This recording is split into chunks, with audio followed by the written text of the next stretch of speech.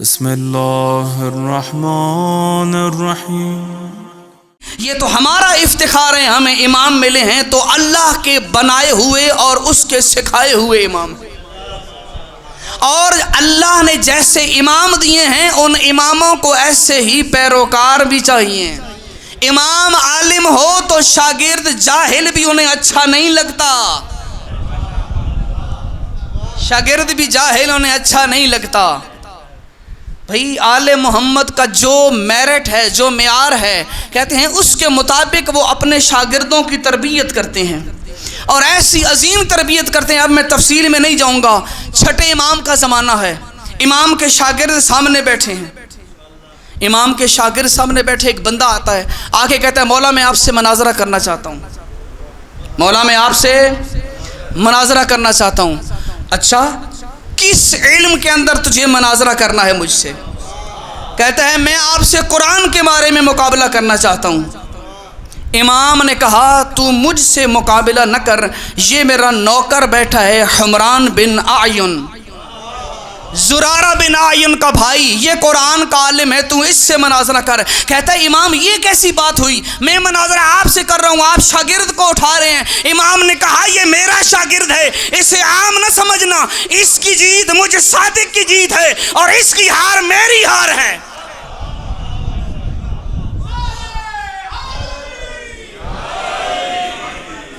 یہ میرا پڑھایا ہوا ہے، میرا شاگرد ہے، تو اس سے بات کر کے دیکھ، اس کی جیت میری جیت، اس کی ہار میری ہار کاؤنٹ ہوگی۔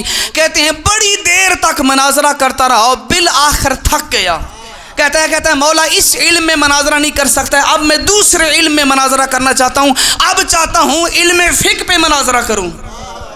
امام نے کہا اچھا فقہ میں مناظرہ کرنا ہے، اسی کا بھائی ساتھ بیٹھا ہے زرارہ بن اعین، اس سے مناظرہ کر۔ کہتے ہیں 7 سے 8 علوم اس مقام پہ کھڑے ہو کہ اس بندے نے مناظرے کے چیلنج کیے، اور ہر دعوے کے مقابلے میں امام نہیں ہے، امام کا شاگرد اٹھا ہے۔ اور آخر میں جب ہار مانگی تو کہتا ہے مولا اب میں جب ہار مان گیا ہوں تو مجھے بھی شاگردوں میں لے لیں۔ امام نے کہا تو میرے شاگردوں کا شاگرد بن جا، تو ابھی اس مقام پہ نہیں آیا کہ میرے مقابلے میں میرا شاگرد بن سکے۔ بھئی امام کا شاگرد بننے کے لیے کوئی معیار ہونا چاہیے۔ اگر تھکے نہیں ہو تو اسی بات کو آگے بڑھاؤں، صلوات پڑھیے محمد و آل محمد پہ۔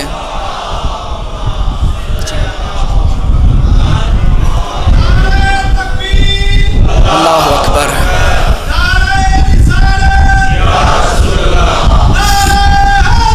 یا علی علیہ السلام، اللہم صلی علی محمد و آل محمد۔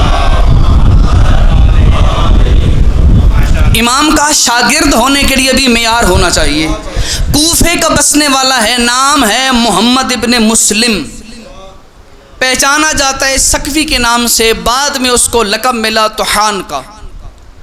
وجہ کیا تھی، لقب کیوں ملا اور یہ بندہ کون تھا؟ کہتے ہیں کوفے میں رہنے والی وہ فیملی تھی جو اس دور کی سب سے زیادہ امیر فیملی تھی، دولت مند ہیں، بڑے بڑے تجارت کے نظام ان کے چل رہے ہیں۔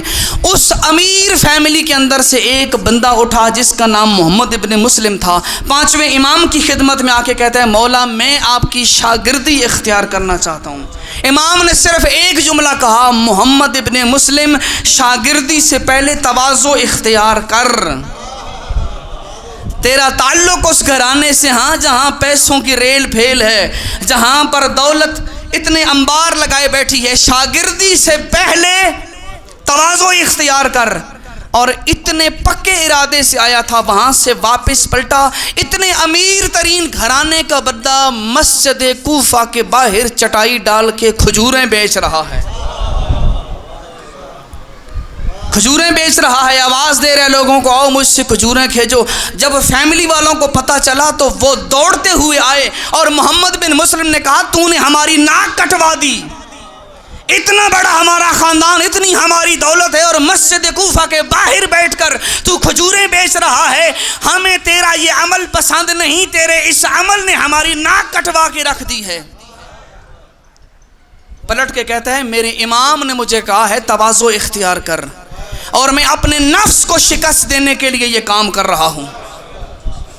تو پلٹ کے کہتے ہیں پندے تاریخ کے جملے ہیں، پندے تاریخ میں موسیٰ خسروی نے اس بات کو لکھا ہے، کہتے ہیں کہ یہ بات جب کی تو فیملی والوں نے کہا اگر کاروبار ہی کرنا تھا تو ایسا کاروبار کرتے کہ راتوں رات پوری مارکیٹ میں چھا جاتے، کوئی بڑا تجارت کا کام کرنا تھا جس سے منافع حاصل ہوتا، یہ کھجوریں کیوں بیچ رہا ہے؟ تو پلٹ کے جواب دیا میں یہ کاروبار منافع کے لیے نہیں حاصل کر رہا، اپنے نفس کو مہار کرنے کے لیے کر رہا ہوں۔